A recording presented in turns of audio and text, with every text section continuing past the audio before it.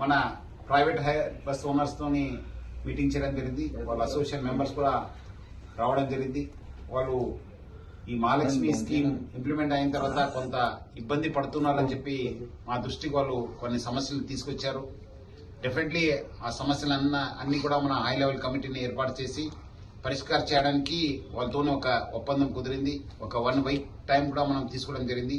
So వాళ్ళు యథాస్థితి రేపటి నుంచి కూడా వాళ్ళు బస్సు నడుపుతాను అని చెప్పి వాళ్ళు హామీ ఇవ్వడం జరిగింది. సో ఎటువంటి సమ్మె కానీ ఏం లేదు.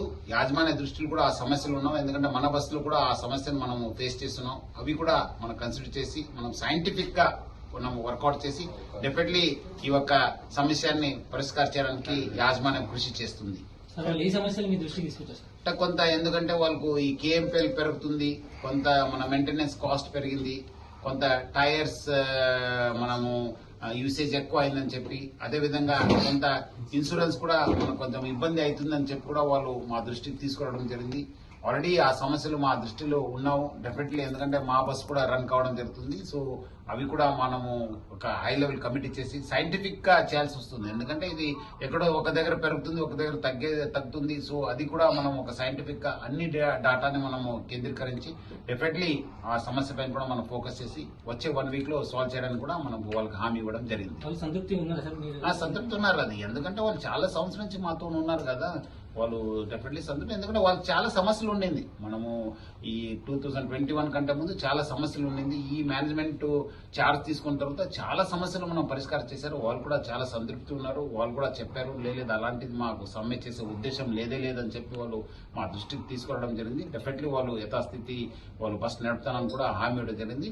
సో ఈ సమస్య పైన డెఫినెట్లీ మనం ఒక కమిటీ ఏర్పాటు చేసి మనం definitely will work out. Almost 2,700 buses మా కార్పొరేషన్ లో ఉన్నాం. ఈ సమస్య కూడా మినిస్టర్ గారి దృష్టి కూడా వెళ్ళడం జరిగింది. మినిస్టర్ గారు కూడా నాతో మాట్లాడారు. డెఫినెట్లీ మనం ఒక హై లెవెల్ కమిటీ చేసి పరిష్కారం చేస్తారని చెప్పి కూడా వాళ్ళు కూడా కలిసినప్పుడు హామీ ఇవ్వడం జరిగింది. నా వైపు నుంచి కూడా వాళ్ళకి హామీ ఇవ్వడం జరిగింది. రోజులు గడుస్తున్న కొద్ది అద్దె బస్సులు కొద్దిగా తగ్గుతున్నాయి కదా, 3,000 చేంజ్ ఉన్నవి ఇప్పుడు దాదాపు 2,000 చేంజ్కి వచ్చాయి కదా, ఎలాంటి కొన్ని మనకు అది రెగ్యులర్ అఫేర్. అది కొన్ని ఎక్స్పైర్ అవుతుంటాం, కొన్ని మళ్ళీ టెండర్ పిలిపిస్తాం. టెండర్ పిలిపించినప్పుడు కొంత కొత్త టెక్నాలజీ వస్తుంటుంది, కొంత మనం టెండర్ గైడ్ లైన్స్ ని చేంజ్ చేయాల్సి వస్తుంది. వాళ్ళు కూడా కొన్ని చోట్ల డ్రైవర్ దొరకక వాళ్ళు ఇబ్బంది పడుతున్నారు. రకరకాల సమస్య వల్ల తగ్గుతున్నాం కానీ బట్ మనం కూడా మా వైపు నుంచి కూడా కొత్త బస్సెస్ కొనడం జరుగుతుంది. సో దానివల్ల కూడా మనం కూడా సంఖ్య మన ఉన్న ఓనర్షిప్ ఉన్న ఓనర్స్ దగ్గర ఉన్న సంఖ్య కూడా పెరుగుతుంది. సో కొన్ని రకరకాల కారణం వల్ల ఇది ఇట్స్ నార్మల్ ప్రాసెస్. తగ్గడము ఎక్కువ కావడం, మళ్ళీ టెండర్ పిలిపించాను సిటీలో, మళ్ళీ అగైన్ రూరల్ కు మళ్ళీ టెండర్ వెళ్తున్నాం. సో ఇట్లా మనము టెండరింగ్ ప్రాసెస్ కంటిన్యూ, ఒకసారి తగ్గుతుంది ఒకసారి ఎక్కువ అవుతుంది అంతే.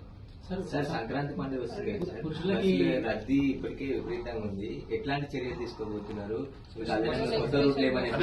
రేపు మన వాళ్ళందరితో ఆఫీసెస్ తో జూమ్ కాన్ఫరెన్స్ ఏర్పాటు చేశాను. ఎందుకంటే వాళ్ళు కూడా ఒక అభిప్రాయం తీసుకుని ఒక 1 or 2 days లో మనం ఒక యాక్షన్ ప్లాన్ ని మనం రిలీజ్ చేస్తాం.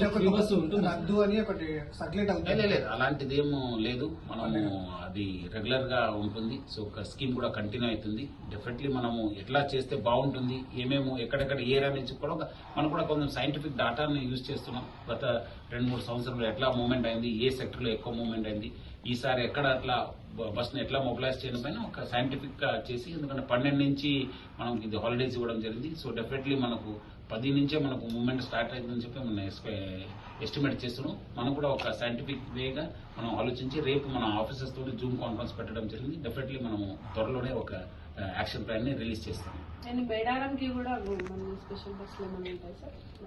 మేడారం ఇంకా 1.5 నెల ఉంది కదా. సో ఫస్ట్ సంక్రాంతి దాటిన తర్వాత నెక్స్ట్ మేడారం.